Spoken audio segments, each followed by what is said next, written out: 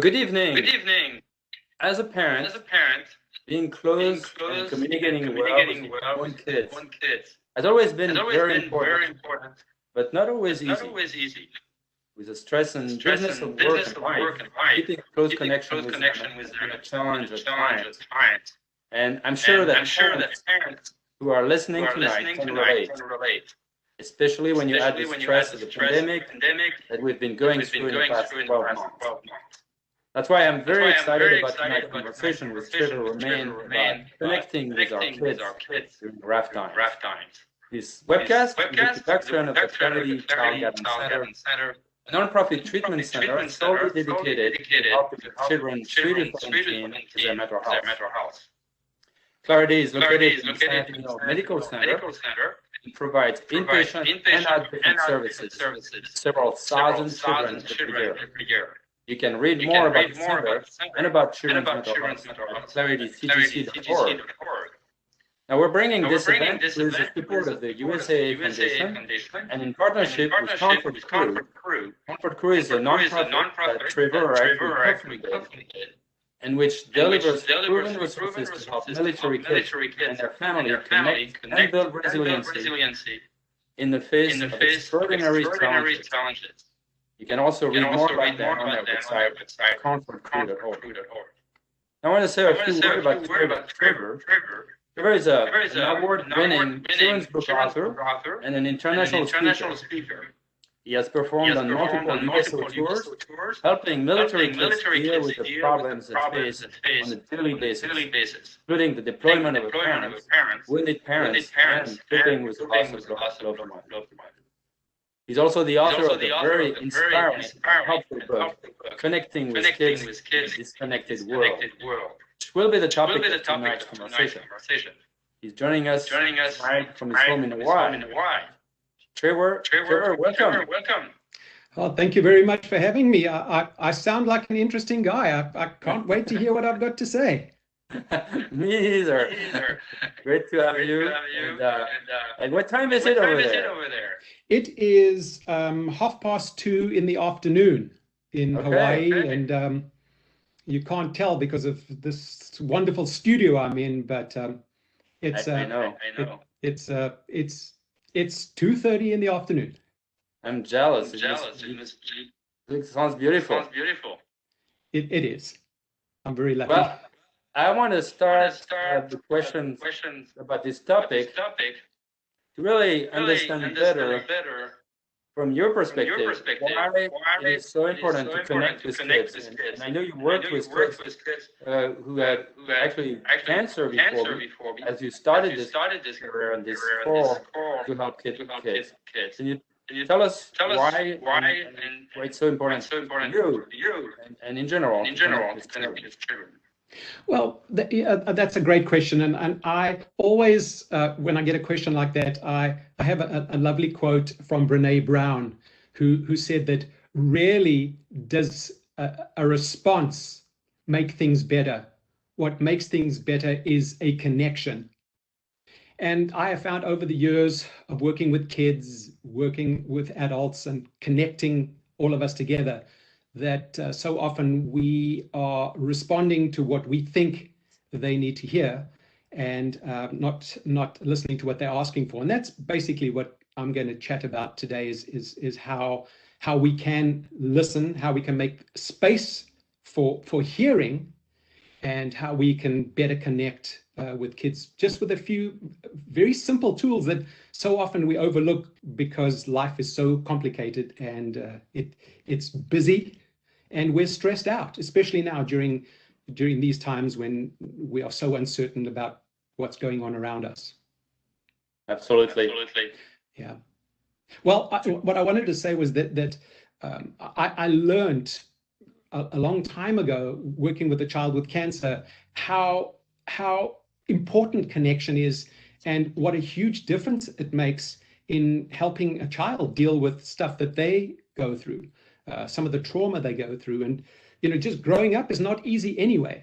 And I know for a lot of our, and I know definitely in your area, a lot of military kids in that area, and tough for them too, having to do a lot of moving, having to go through deployments and all that. And to any of the military families that are out there at the moment, I just wanted to salute you and say thank you for your service. And if there are any children watching, thank you for what you guys do, because you were conscripted. They didn't sign up.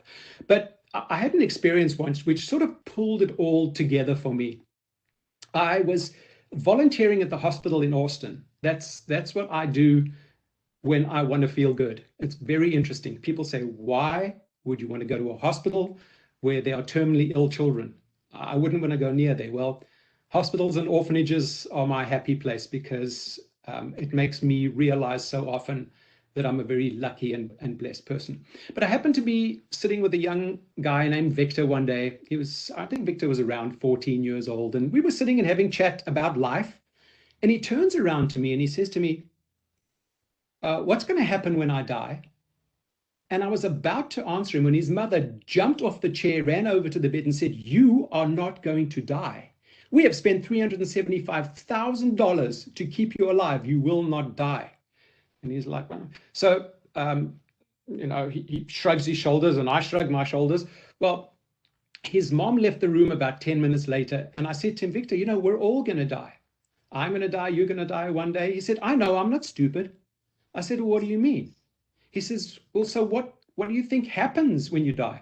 I said, I'm not 100% sure, but I believe that we go to a really nice place. Some people call it heaven, some people call it nirvana. I don't know, but I believe I'm going to go somewhere. He goes, yeah, me too. I said, okay, cool. He said, but how do you know where to go when you get there? I said, what do you mean? He goes, do they give you a map or something? I said, that's a really good question. He said, well, I'm really nervous because, there's millions of people up there. How would I know where to go? I said, hang on a minute. And something clicked in my brain to be able to come up with this concept. But I said, I'll tell you what.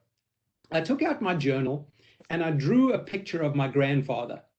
My grandfather was a great guy and a lovely man, and he probably still is somewhere, just a wonderful man. And when he passed away, there was, obviously a huge gap in our lives. But I said to him, here's a picture of my grandfather, and I gave him the picture.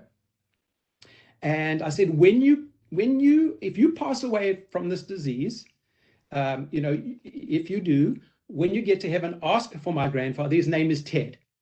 He'll get you checked in. He'll get you a good room. He is a great guy. And he takes the picture of my grandfather and he goes, thanks. I'll tell him you said hi when I see him. I said, yeah, please do. So he took that picture and he stuck it on his little bulletin board next to his bed. And every day when I walked in there, I teased him about something, and he would say, I'm going to tell your grandpa when I see him, okay? And I'm like, no, don't tell him. He's a ghost. He can come and spook me. And he said, oh, now I'm really going to tell him. Well, unfortunately, he passed away a number of months later, and his parents asked me to deliver the eulogy at the church. And I did so. And I decided I was going to do a stand-up comedy routine instead of just doing a regular eulogy, because that's what he would have wanted. He liked my jokes. He thought I was silly, and I decided to do that. So I went along to the church, and unfortunately for me, it was an open casket ceremony. Now, where I come from in South Africa, they don't have viewing, and especially of a child. So I didn't look in the coffin. I walked around the side. I scooted around, went and sat in the pew. And the priest came up and he delivered the sermon. And then he asked me if I would come and deliver the eulogy. And I got up and I started talking about Victor and all the crazy things he did. Like the one time he took his urine sample container and he poured apple juice into it. And when the nurse came along, she said, give me your urine sample. And he picked it up and he opened it. And then he drank it. And he said, well, I better pass it through again. And of course, the nurse is like, oh, my goodness, are you insane? Are you mad? And he thought it was the funniest thing he'd ever seen. And so I'm saying this and everybody's laughing in the church. And they are just remembering him with just such humor. And it was great. And what happened was I didn't look at the coffin. I didn't want to remember that little boy lying in the coffin. So I didn't even look there. So on the way back, I'm walking by and I turned, and lo and behold, I looked in the coffin. And there he was lying in there with his hands on his chest. He was bald from the chemotherapy. He had a black tuxedo on with a red bow tie. In his coffin were all his toys from when he was a little boy. His baseball kit, his cards, his Legos, flowers, that thing was packed. And he was lying there, and in his hand, he was holding that picture of my grandfather.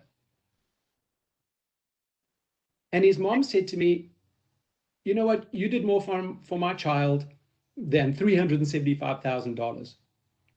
And I thought about that afterwards, and I thought I didn't really do anything for that little boy except validate what he was feeling and to listen to his questions instead of me telling him what I thought he needed to hear, which his mother kept on telling him he wasn't going to die. He knew he was.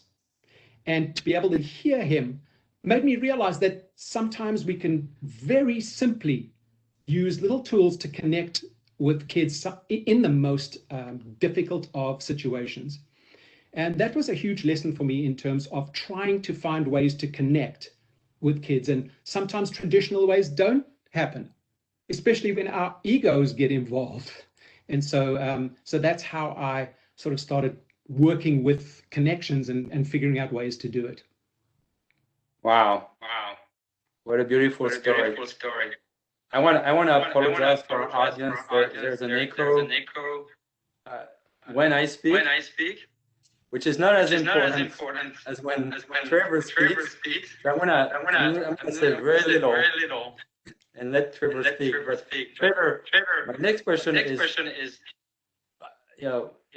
what this story is so beautiful, and it shows really something about kids in terms of they're not just, I mean, their wisdom is amazing in terms of when you think about their insight and their capacity to connect and to think very seriously. Yeah, I'm sorry. I actually just missed the last part of your question. Can you just repeat that? Sorry. Yeah, there's little. Yeah. My question was, what does this tell us about kids' capacity and insight as persons? Oh, well, I'll tell you what. I speak to a lot of people on my travels, and I hear so many people saying, oh, this younger generation, oh my goodness me, we are in trouble because all they want to do is be on their phones. But I can tell you that I have such hope for them because there are a lot of amazing kids and their capacity is incredible. I think often the stumbling block is the adult. It is, the way we are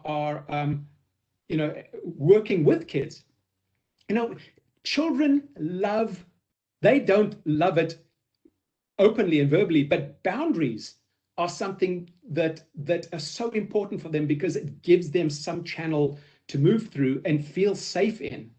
And I think if we can give kids these and anchoring, give them these boundaries, my goodness me, I think that they are capable of doing amazing things.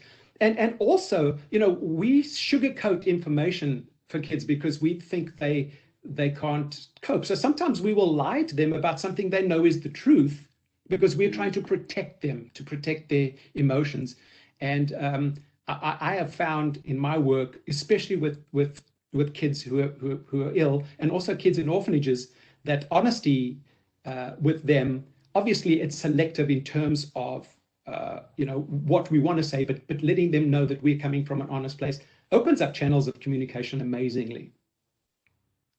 How did you learn to connect with kids? Well, first of all, I'm a 14-year-old trapped in an old dude's body. That's number one. So I've been told by my wife that I am extremely immature, and that is true. So that's how I can connect with kids. What happened for me, which was very, very lucky, my dad, when I was a young kid, he set aside time for me and time for my brother. When I was 7, 8, 9, 10 years older, like sometimes on a Wednesday night, it was my turn. I would go to my dad. There was a coffee place, or we'd go get a milkshake, and we would sit together, and that would be our special time. And he was so smart because what he did was he would sit down and he'd say, well, Mom and I had an argument the other day, and I'm sorry that you guys heard us. I feel really bad about that. And I want to ask you a question. And I'd go, yeah. And he'd go, I'm going to get some extra money at the end of this year. Do you think we should go on a holiday, or should we build a playroom for you guys? What should we do? And I'm like, wow, this dude is asking me. He's valuing my opinion. So I spoke to him about everything. My dad knew everything, good and bad, because at the end of the day, for me, I didn't want my dad to be disappointed in me. So I always wanted to, be upfront with him. And that tool he gave me, that permission that he gave me to express what was on my mind and a channel to communicate with him, was the best gift ever. And I think that opened up my heart a lot. And when I was in the military, I had an experience that when I was a 19-year-old, that really opened the door for me to be able to connect with kids. I'd never really been particularly interested during school with connecting with kids. It was, I wanted to direct TV commercials and be an author, but that's what I wanted to do. But I found myself in a hospital one day, and I was walking through this ward. It was a children's ward, and I was trying to get somewhere else. I wasn't really supposed to be in there. And I walked past this bed that had a bunch of kids on it, and there was a little boy whose legs were very, very badly injured. And I'm just walking by, trying to get out the door. And as I passed him, this little boy put up his hands to me, and he asked me to hold him. And I looked around confused. I didn't know what I was going to do with this little guy. He was just a little kid, probably 4 years old, 5 years old. So I sort of looked around again, and then I had a backpack with me. I took off my backpack and I picked up this little boy. And he was a little African boy with the biggest brown eyes, which I will never forget. And that little guy put his arms around me, and I can tell you, I've never been held so tightly in my life. That little boy put his face right here in my neck, and he held on, and then he started to cry. Goodness, he was crying so hard. His little body was trembling. And you know what, Gerard? That little boy's tears ran down my cheek and my neck and into my shirt and touched my heart. And I didn't know it at the time, but that was a little seed that got planted that turned into my career and turned into my life and my dedication to working with children. And that, the connection, the allowing of me to be open that my father taught me, allowed me to receive that from that little boy. And, my life didn't change instantly. I didn't want to get up the next day and go and change the world. But in the back of my head, far away, there was this little voice that kept on saying, please, can you hold me? And I hear it to this day sometimes. I love to run. That's my exercise. And sometimes I hear an echo of that little voice. And it makes me realize, hang on a minute, you're getting too big for your own boots. You're getting too self-important. It's time to do what you are supposed to do, what your mission is. And that's how I connected with kids. That's amazing. And I imagine right now must be very difficult for you. But let us talk about some of the challenges that parents may have when we try to connect with our kids. We have things or circumstances that play against us. Can you describe some and why is it important to recognize them? Yeah, well, I think one of the biggest things that plays against us, one of the biggest enemies, is ourselves, because our fear of failure in terms of rearing a child is always sitting there. Because and I can tell you, and I need to be. I'm always honest, and I need to be transparent here. I forgot to have kids. I was so busy working with other kids, but I have had a stepchild. I have taken care of many kids. I have an invisible imaginary daughter. I have kids who are part of my TV series who are not real, but in my heart. But what I've learned, and even as a person who champions for children, is that our fear of failing those kids sometimes paralyzes us. We are so scared to make the wrong decisions or say the wrong things and damage our children for life. But there is no IKEA workbook that we can go through and say, oh, okay, here's the manual. If a child does this, I've got to do this. But I think what I've experienced in talking to child psychologists and a lot of psychiatrists as I've been going through the years of working with kids is that we really need to listen to our intuition, because it works very well when we listen to it. We often second guess and third guess, but that first intuition is normally right. And I've known this with so many people who have been in a situation where they don't want their children to hate them. Mm-hmm. So they are very, they're very lax sometimes in the way they are offering that channel, that border, that to be able to contain the kids. And then it overflows, and it's very hard to get them back when you have been in that situation. So my answer often to parents is listen to it, because when I watched some baby elephants romping around and then getting a little out of hand, and that mama elephant comes with that trunk and slaps it on the backside and is like, you get back in line. In nature, it's the same thing with even lion cubs. They will have a good time, but when they start getting a little bit too rowdy, here comes mama, puts him back in line. And I think that's what children are expecting of us from deep within. Obviously, they want to get away with anything they can, but that I think we really sometimes get ourselves in trouble by confusing ourselves with what we think should be done, or listening to somebody who said something and it doesn't apply to our child or to the type of situation we're in, because obviously each child is different and every situation is different, and there's no homogenized way of doing it. Yeah, and there are so many competing theories, and we look at everybody else, and it's like this, we lose confidence, right? Yeah, as parents, very easily. Absolutely, and you can do the same exact style of upbringing of two children in a family, and the children can be completely opposite. So I think what parents have to do is you've got to go with whatever's going on with that particular child and feel that there can't be a blanket thing. I mean, I know in my own family, my brother and I are very, very, very different people. We just do things differently, and my dad adapted to what my brother needed and adapted to what I needed. And I am dyslexic. I have struggled with ADD my whole life, and instead of being made fun of, or instead of my dad saying pull yourself together, get your act together, you're not focusing, he taught me how to do little drawings, in which we can discuss a little later, but how that got me through school, not the traditional way. So yeah, we have to just, I think, listen to ourselves and look at what's going on. What would you say are some do's and don'ts when trying to connect with our kids? That's a great question.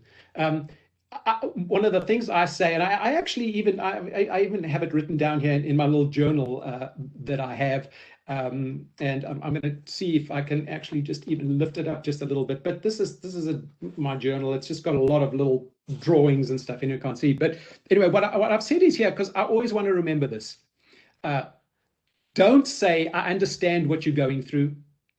Don't say I know how you feel. Don't say I went through exactly the same thing. And certainly don't say it's no big deal. Because again, what we're doing is not validating what that child is feeling. So what we do say is, I've experienced something similar. Or can I share something that you may understand?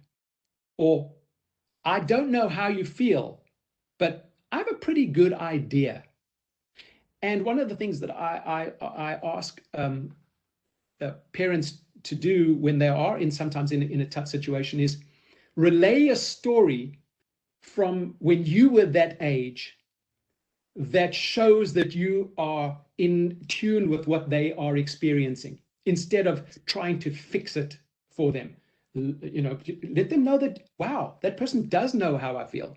And by sharing that, it might be able to be good. One of the other things too that I've been doing recently and suggesting to parents, and it's been working very well, is to have a session where the child interviews the parent and the parent interviews the child. They have 5 questions and they have to be answered honestly. And it's very, very interesting what comes out of those sessions, because when you give a child permission to ask, my goodness me, you will hear it. But be prepared, because some stuff can really be quite shocking, but really important. And I'm gonna put a reference to your book in the chat, because I think that would be really what you're talking about here is also in your book, and I think that people, interested parents, that can be very helpful. I have a question actually from the chat. How did your father know how to parent so well? That is a great question. My father was beaten up by his father so badly that when my dad was, I think, 3 years old, he was messing with his food at the table, and my grandfather, who was a very angry alcoholic, he backhanded my dad off the chair, and I think he even fractured his jaw. And my dad went to boarding school when he was very young, and that became his family. And he never wanted anybody to go through what he'd been through.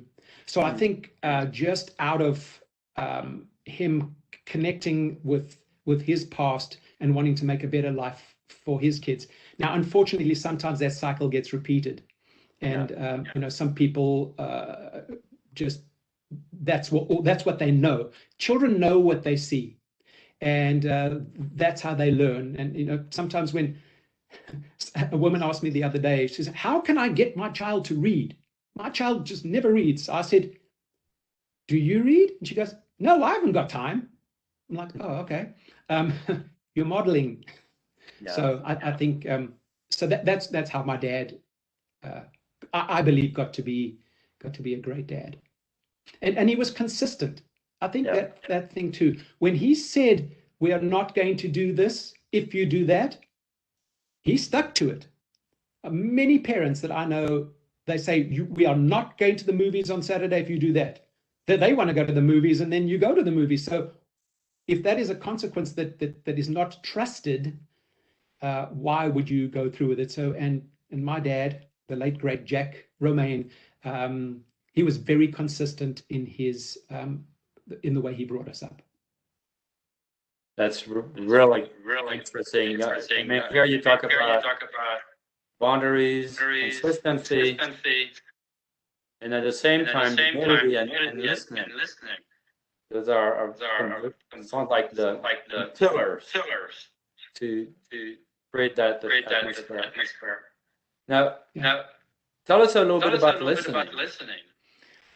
Well, I think most of the time, us adults tell kids what we think they need to hear instead of listening to what they're asking for. And I said that right up front. And to me, that's one of the most important things, because so often children don't know how to articulate what they are needing. And we will just bowl them over. And what do we say? It's going to be okay. It's going to be fine. Do we really believe that if we tell a kid it's going to be okay, that it's going to be okay?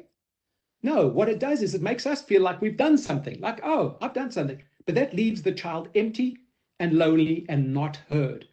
And they will go away often feeling really sad, because whatever was really worrying them or traumatizing them was brushed aside by somebody saying it's going to be okay, don't worry.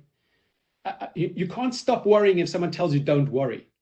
And so basically what we have to do is validate those feelings and listen to them. I'll give you a really good example of how I experienced that personally. I was very lucky a number of years ago. I got invited to the Congo, Uganda, Burundi, and Rwanda to work with former child soldiers and kids in refugee camps. And basically, what I went there to do was to help them express what they were feeling through creativity.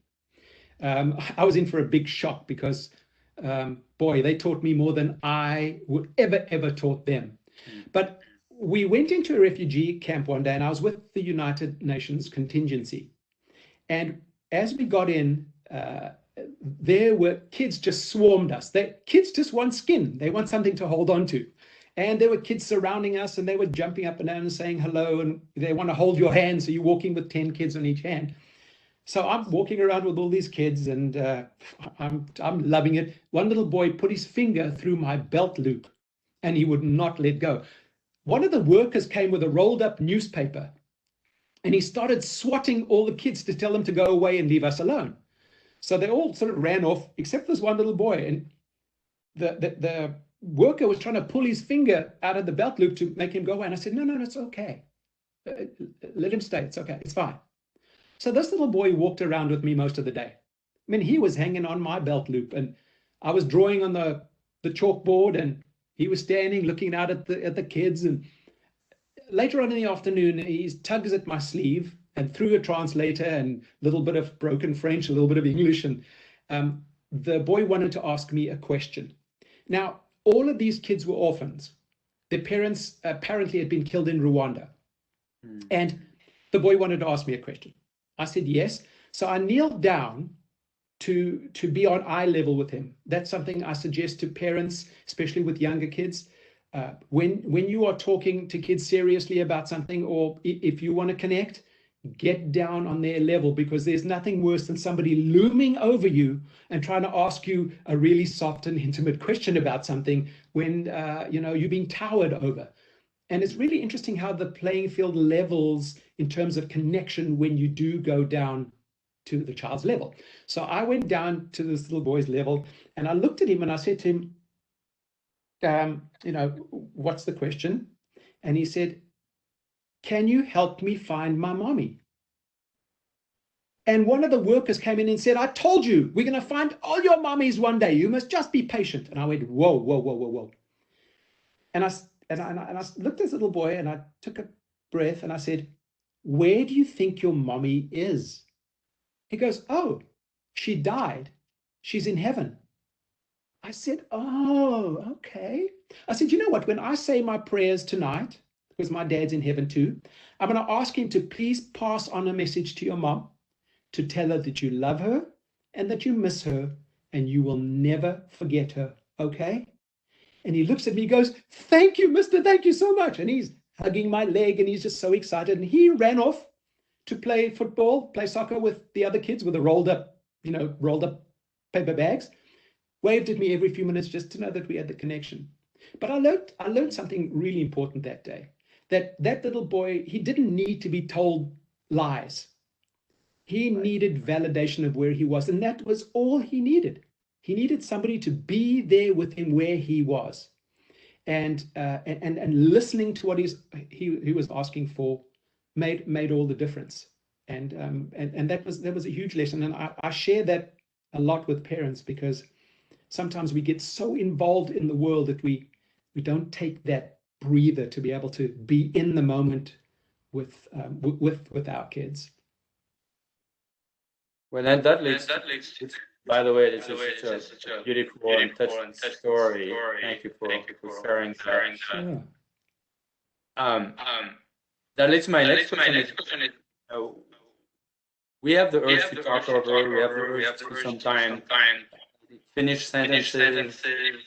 We even criticize the kids for their feelings. Where does that come from, and how do we recognize this in us? Also a great question. Well, I think, and especially in today's day and age, we are so busy. We are running around like crazy, and parents get frustrated.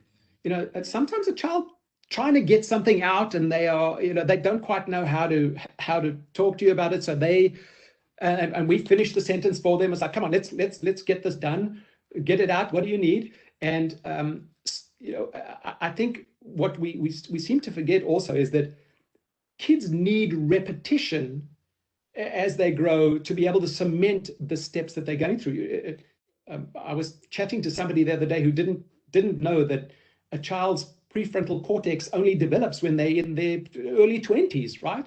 And so they can't even think beyond tomorrow, let alone think about yesterday or what they learned. So I think a lot of time we are frustrated. We want them to get going. We also, sometimes kids, when they are taking in information, really what they're doing is sort of putting it in their mental Rolodex. And for you young people out there, a Rolodex is something we used to, no, never mind. So what they're doing is they're trying to file that information, and we want them to get in the file and let's move on. And so sometimes we get impatient with them.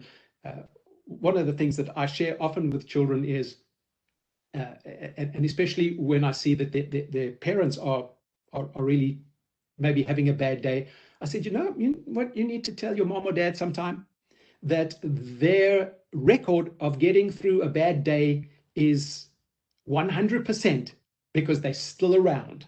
So don't take your bad day out on me, So yes, frustrations. That also brings me to a very quick story. And as a person who shares stories for communication, these things pop up, and I'll share it very quickly. I was in a hospital room once with a little girl. She was 14. I asked her what her dream was, and she told me she wanted to be a model. She was a beautiful girl. She wanted to be a model, and I knew that dream would never come true. She was in stage 4 of cancer, and that child she wasn't going to make it. Everybody knew, she even knew. And so I said, well, you want to be a model, huh? I said, well, I think I can make your dreams come true. And I had a friend who was a photographer. So I called him up and said, dude, I need you to come into the hospital and take pictures of this kid. So we set up that whole room to look like it was a photographic studio. We had lights, we had people doing makeup and everything. We took the most beautiful pictures. Right in the middle, one of the nurses came in. She was going to give her medicine right there as we were doing this. And the nurse was scowling, and she was angry and frustrated. We were in her space. And this kid turns to her and she says to the nurse, do you mind leaving your bad mood outside? And everybody burst out laughing. The nurse cracked up. And afterwards, she came back and she apologized. She said, yes, I'm really having a frustrating day. My car didn't start this morning. She said, and you know what? I've been taking it out on you. And I'm really sorry that I didn't do that. So Vicky was her name. I told her she would be famous one day, and she said, yes, I'll probably only be famous when I'm dead. Great sense of humor, dark sense of humor. But anyway, I managed to put her picture on Facebook recently, and the word has been spreading. So Vicky she's really famous. I kept my promise. So yes, back to your original question. As a person with ADD, you asked me one question, I'll tell you something you don't even need to know. Hey, no, it's great. There's a squirrel. No. Okay. And I apologize again for the echo. We're trying to fix it. It's not working. So I'm just saying as little as possible. But my next question is, if your parent has been in the habit of just being very busy and maybe not connecting very well, how do you start moving in a different direction? Change the habit to start connecting with your child. How do you do that? That's a great question as well. I think so often we talk negatively to our kids, right? We're like, if you don't clean up your room, you're not going to get this. Or before you go to school, go and clean up your room. Or don't leave your room dirty. Instead of, we could switch it up a little bit and say things like, would you mind tidying up your room before you leave? And sort of almost doing it as an invite as opposed to just getting that anger. Because I think children have this built-in thing that the minute they feel that aggression, man, they shut off and they want to do the opposite. And I even though I can't see everybody out there, but I'm seeing nodding heads, because that's what they'll do. So sometimes reframing things is really helpful. And I use the word reframing because my wife is a psychotherapist, sorry. And I hear these good words. But yes, so reframing stuff that we share with kids, I think that that is important. Here's another thing though, which I found very interesting. So often we say to kids, go do your homework, get this done, get that done, get this done, get your chores done. And we're sitting and watching Netflix while that's happening. And one of the things that I've been suggesting to parents is, and especially at kids like in elementary school or maybe even middle, to be able to say, hey, let's go and do our homework.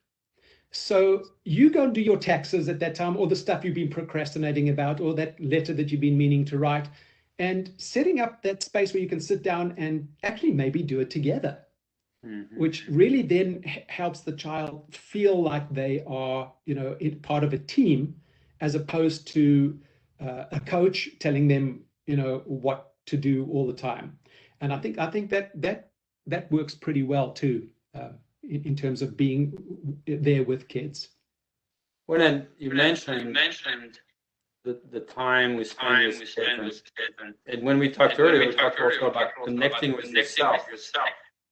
Can you tell us a little bit about that? Wow, yeah, that's I just wanted to. I was thinking, just to go back one step before I talk about that, to be able to say that, to be able to involve children in decision making, like my dad did with me, I think that really goes a long way also in terms of helping the child feel like they are, part of that connection. So that and that changing direction, to be able to sit down and say, okay, guys, well, we got a family meeting. We've decided to do this. What's your opinion? And even if the opinion isn't something that is going to be one that's taken up or anything, I think it really, it again gives the child some ownership in the teamwork of a family. And when you are in a team, you often don't want to let down the team members. When you are angry at the coach, you are going to do anything to make that coach unhappy. So to bring it down into the team. But the storytelling has been a huge gift that I've got, and I'm not quite sure where it came from, because at school I was very, very quiet, very shy, very embarrassed. I was teased a lot.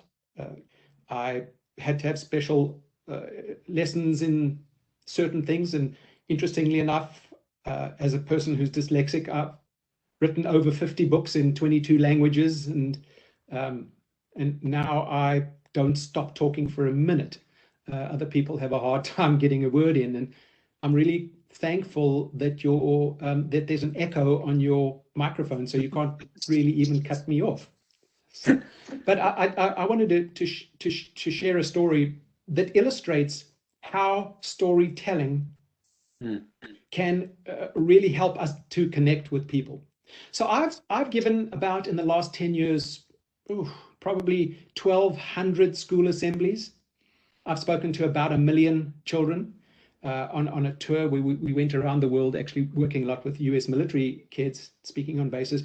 And there's one particular story I share with them that has been shared probably 1 million times, and is a great way to demonstrate how getting a point across, or trying to teach somebody something through a metaphor or through a story, can really open up a channel for them to feel the story, as opposed to information just getting fed to somebody. Because as a person who has struggled with ADD, information goes in one ear and out the other.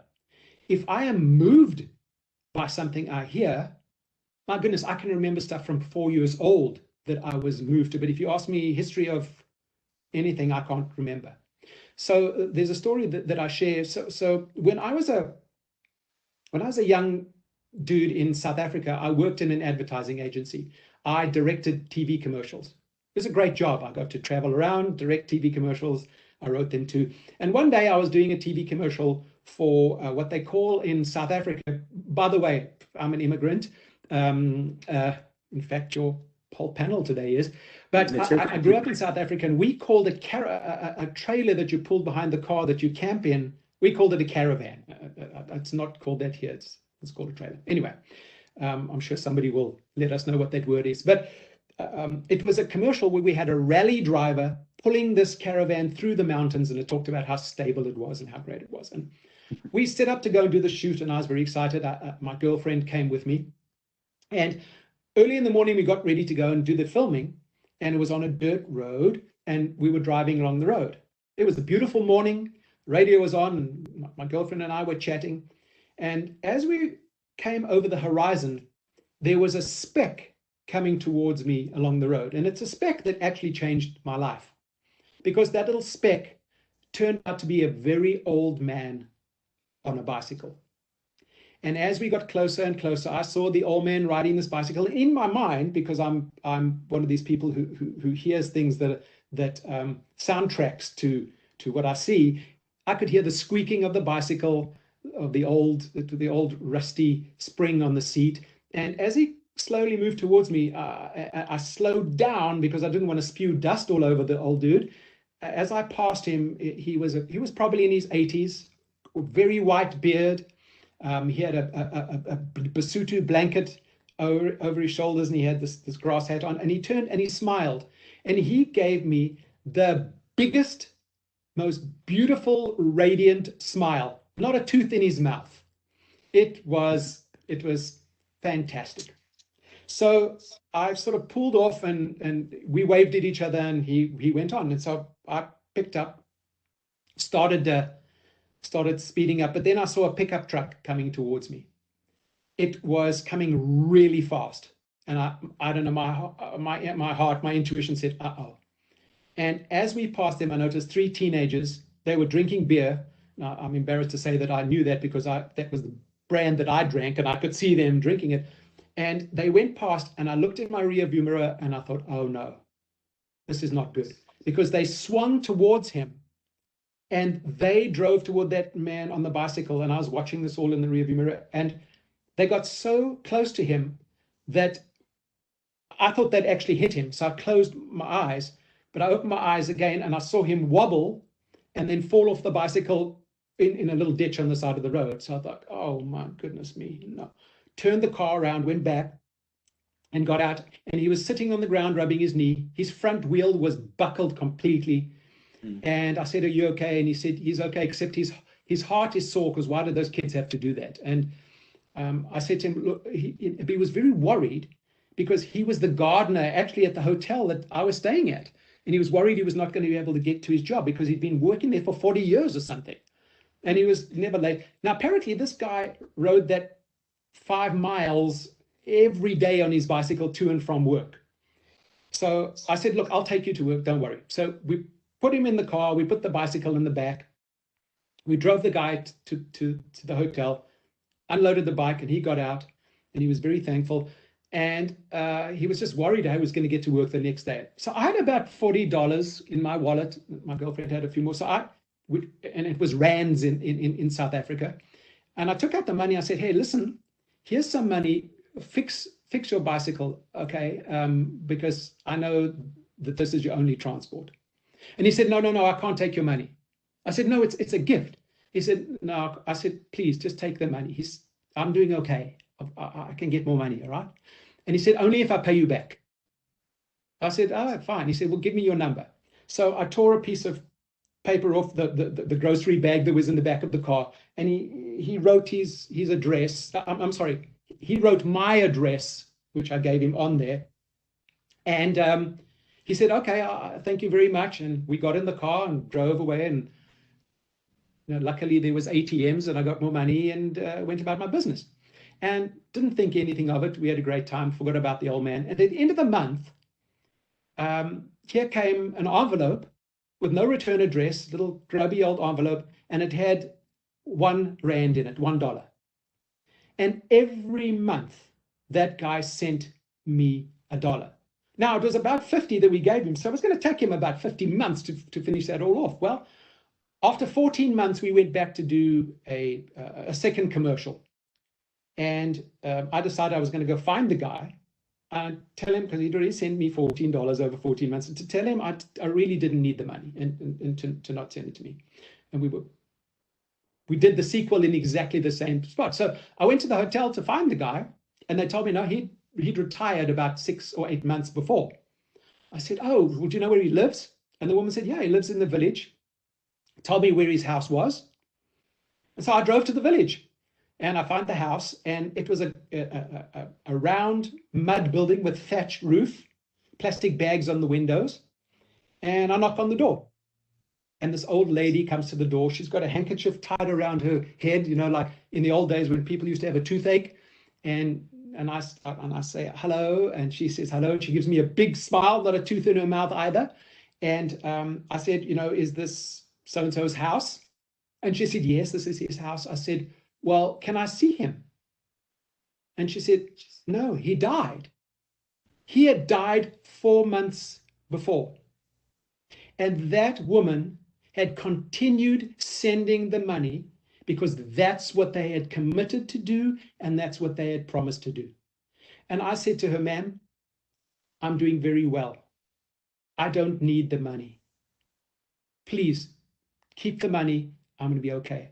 That woman, she was dancing around. She was so happy. And I said goodbye to her, and she waved out the window, and we walked back. And I walked back down to the car. And as I turned and looked over my shoulder to wave, I saw his old bicycle leaning against the house, all rusty. And I realized that experience was integrity. Mm-hmm. That's how you explain the word integrity. And I have shared that story with millions of children over the years to be able to open their hearts. Right. And have that empathy be part of their connection. Because when somebody is empathetic, obviously we can be way more open than if we are just hearing information without that empathetic connection. And that's the story of storytelling. That's amazing. That's so beautiful. Thank you for that gift. And now, I want to invite you to ask questions if they have any questions before we end the program. And they can put their questions in the chat. Thinking of parents who are concerned about their discipline and how do you manage both being very attentive and teach kids to be responsible, being empathetic, but at the same time set boundaries. How would you encourage parents to do that? Well, there is a difference between discipline and punishment. Discipline comes from the word disciple, to teach, and punishment comes from you being really angry and frustrated. And man, you just get in that corner, and I don't want to see you again for the rest of the day. Discipline is a great opportunity to teach.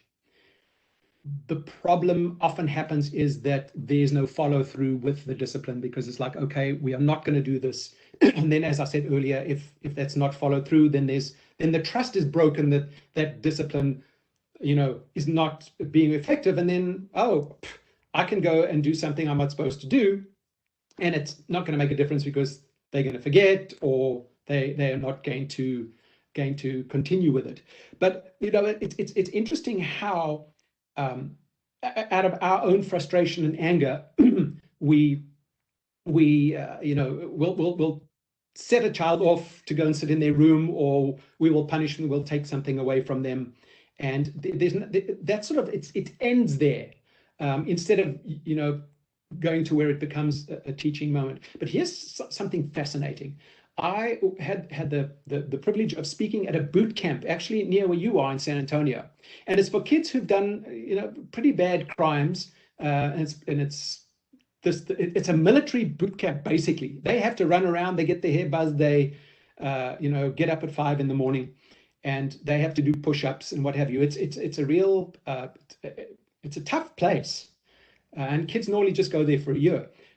But I found out that, and this is a big word for a dyslexic to say, the recidivism rate, the rate that kids return to that facility, is between 68 and 72%. Why would you think a child who's going through that boot camp and that terrible, difficult situation would do another crime to go back? And here's the interesting thing. When they are there, they wake up at 5 o'clock, it's guaranteed. They get breakfast at a certain time, it's guaranteed. They can trust what is going on every day. And because sometimes at their home there are no boundaries, there's nothing for them to anchor onto, it's so hard to grow up and learn and go to school when you are actually trying to sail the ship that's leaning over and there's nowhere to dock and nowhere to anchor on. So, I think that's one of the really important things for adults to realize, for parents to realize, is that this channel, these boundaries, this connection where kids can anchor onto is so vitally important to them. They will never admit it. They will never agree, but it's important. Well, we're getting towards the end of our program. One lasting word about connection. How can parents connect more with their kids? Some ideas of ways parents can connect. You said a few. Sure. So I think one of the things that I did want to mention today, because I've been doing a little bit of research on it, is that I obviously been speaking to a lot of kids who go through being depressed, go through sad. Many kids are being bullied. I wrote a book called Bullying is a Pain in the Brain, and interviewed hundreds of bullies and kids who are bullied, and did find out that a lot of those kids obviously were sad. And what I've shared with those kids, and this is unbelievable, and hopefully one day I can come back and tell you that story, but when children are kind to somebody else, when they volunteer, when they do things in the community, even if they're feeling sad, it gives their life more value. It gives them a purpose. And to be able to do this as a family, whether it's a food pantry, whether it's just picking up litter, that's such a great way to be able to have that giving together, which then forms camaraderie and opens doors to discuss some pretty heavy stuff. And so that's one of the things. There are three things that I really like to leave with parents or caregivers of children, or anybody who's with children. And the first thing is, make space for that child to be able to connect with you. Put the phone down. That the best gift you can ever give a child in this world is time without a phone. Kids would say that they will remember that more than they remember a trip to Disneyland or a gift. So make that space. Number two, listen to what kids are asking for instead of telling them what you think they need to hear. Because sometimes just that ear will help them change what they need to go through to be able to navigate something that's tough. And number three, validate their feelings. Listen and validate and even repeat back to them, saying, oh, I hear that you are really sad. And by acknowledging their feelings and validating them, that is letting the child know that they're being heard and that they're being respected. Because when a child feels respected, they open up and they will share the information and tough things that they are going through. So those are the three things that I think, sort of anchor everything together. Fantastic. Thank you so much, Trevor. Such a gift and wonderful time to spend with you. I appreciate it. I did want to say that we have a lot of resources. If anybody wants to go look, our nonprofit, the comfortcrew.org is where it is, comfortcrew.org, and there's a lot of resources on there, and we try and help as many military families as we can through that organization. Very proud of And it. thank you for that. I just put the link in the chat box, the website. That's definitely a place to go. I put Clarity's website as well. Someone made the comment, I wanted to pass it on, that you are the Mr. Roger of South Africa. Oh, that's a lovely compliment. Thank you very much. I wish. I'm not going to wear cardigans, though. All right. Thank you for that. Thank you so much. It's been a pleasure. Thank you for everyone for your patience. Again, I apologize for the echo, but we recorded this event. We'll have to do some editing, and then we will promote it on our website and social media. Good night, everybody. Trevor, have a good rest of your day. Bye. Thank you. Thank you very much. Cheers.